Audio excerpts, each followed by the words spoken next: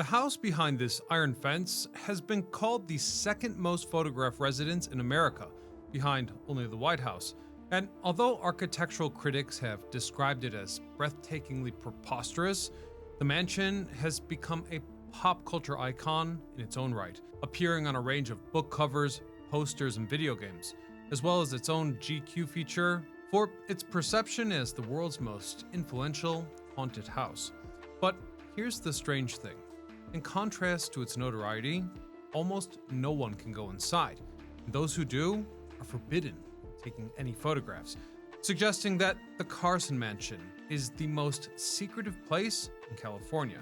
In fact, according to an LA Times article from 1980, when the California State Commissioner arrived at its front door in 1974 as part of an official government delegation, she was turned away. So how could this be? Who built this place, and why is it completely forbidden to photograph the interior?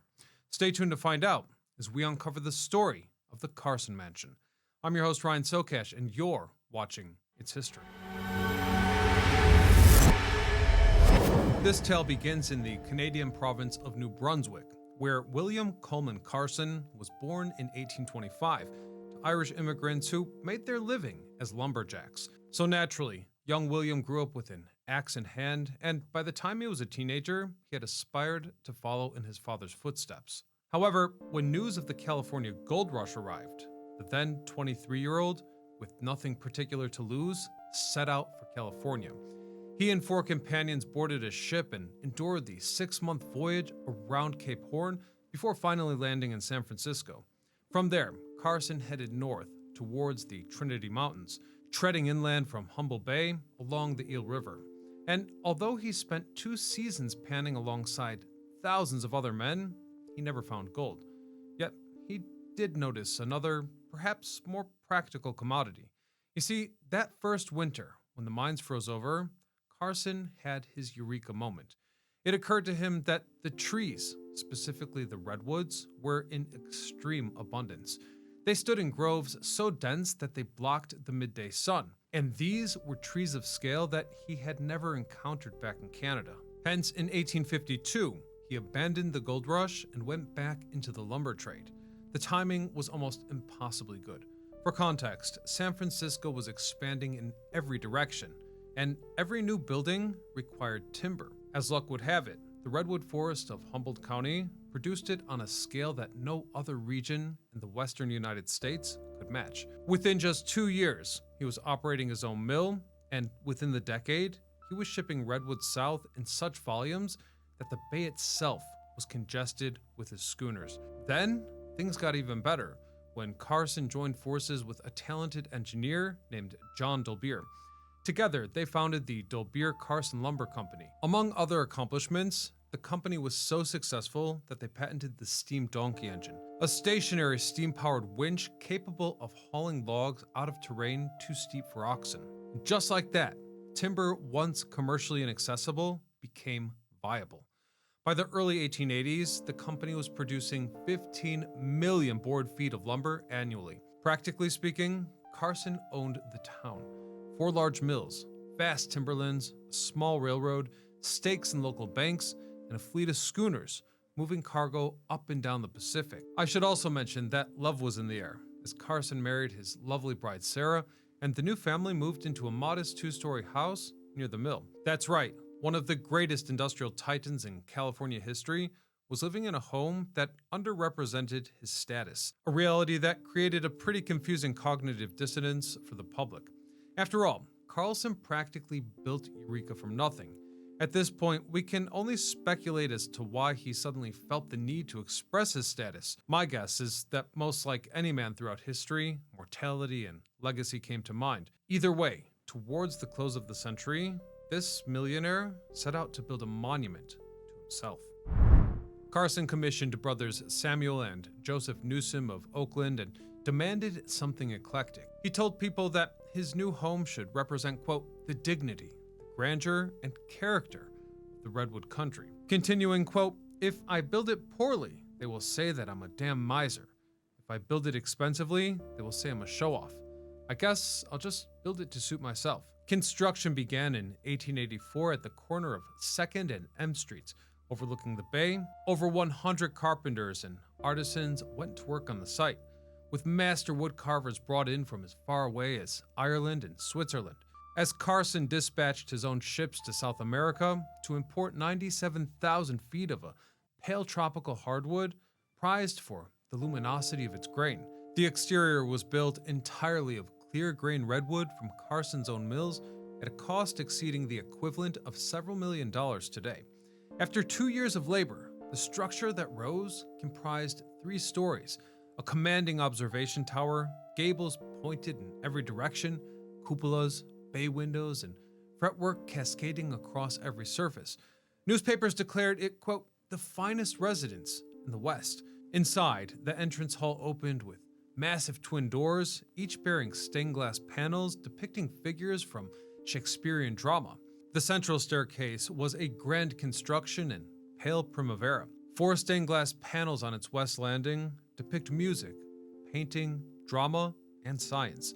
And no 2 stained glass panels in the house repeat. The second floor hallway opens through Moorish arches, their curves so precisely executed that visitors constantly mistook them for stone, as the dining room was modeled directly on the Great Hall of the castle in Mexico City, and to great effect.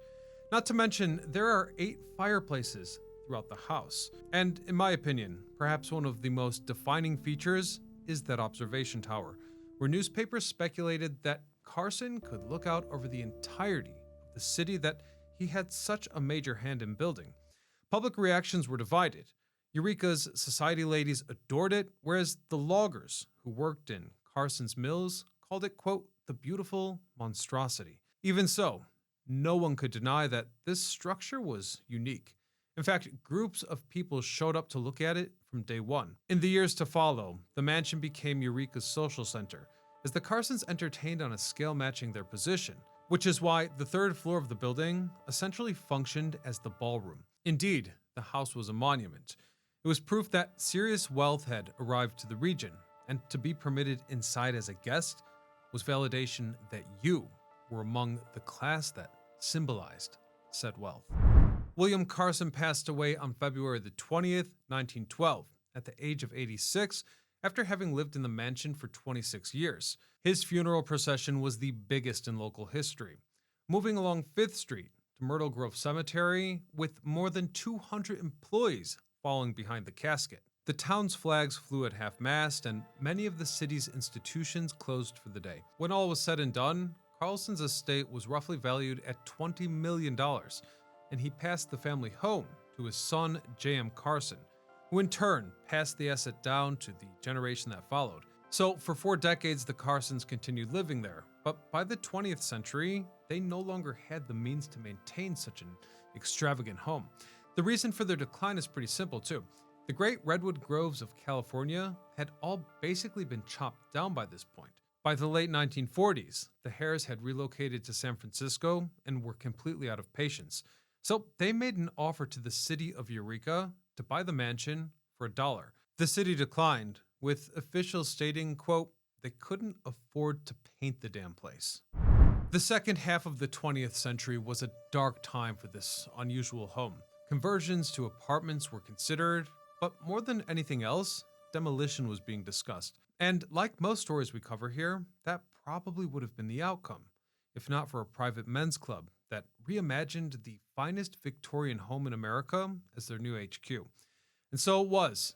In March of 1950, the sale appeared on the front page of the Humboldt Times. A group of approximately 120 county businessmen, organized as the Carson Club, later renamed, had purchased the grounds and all of its furnishings for $35,000. And it's from this point forward that information about the club and the interior of the building becomes more scarce. But it was stated at the time that all future alterations to the architecture would be, quote, in keeping with the basic design and character of the house.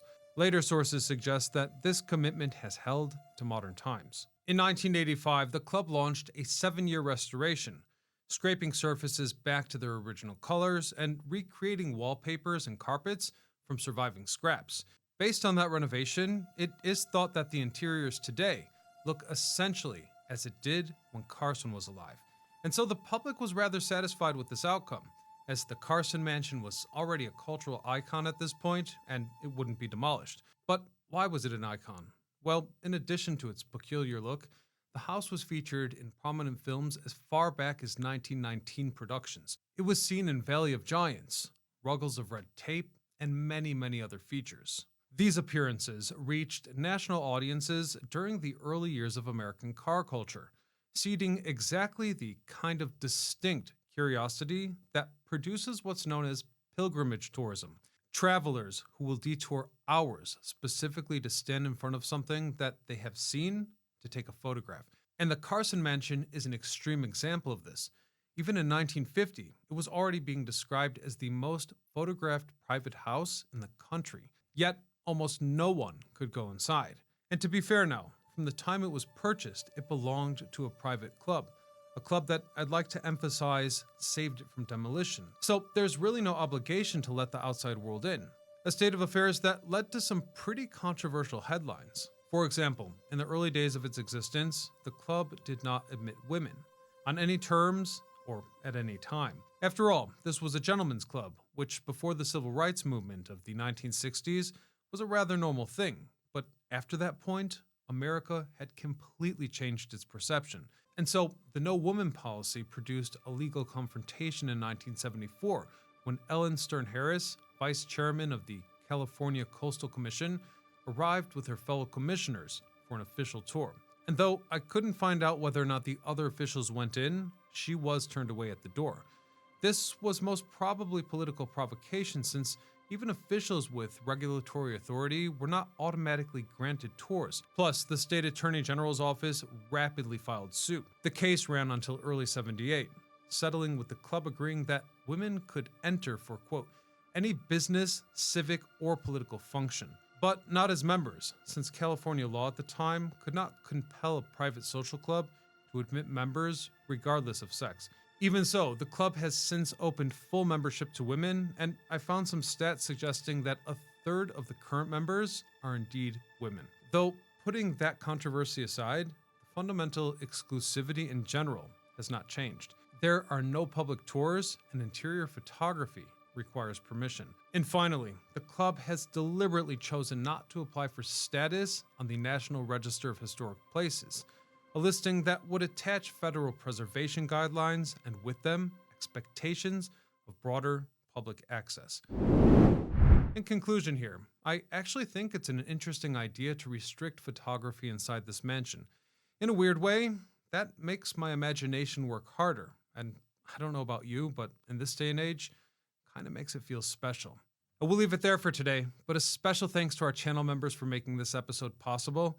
Those contributions really add up and help me to cover unusual stories that I otherwise wouldn't afford to produce. So seriously, thank you all so much for the support, and if any of you hearing this out there would like to join our community and support the channel, just click that join button and I'll see you on the other side. Otherwise, until next time, this is Ryan Sokash signing off.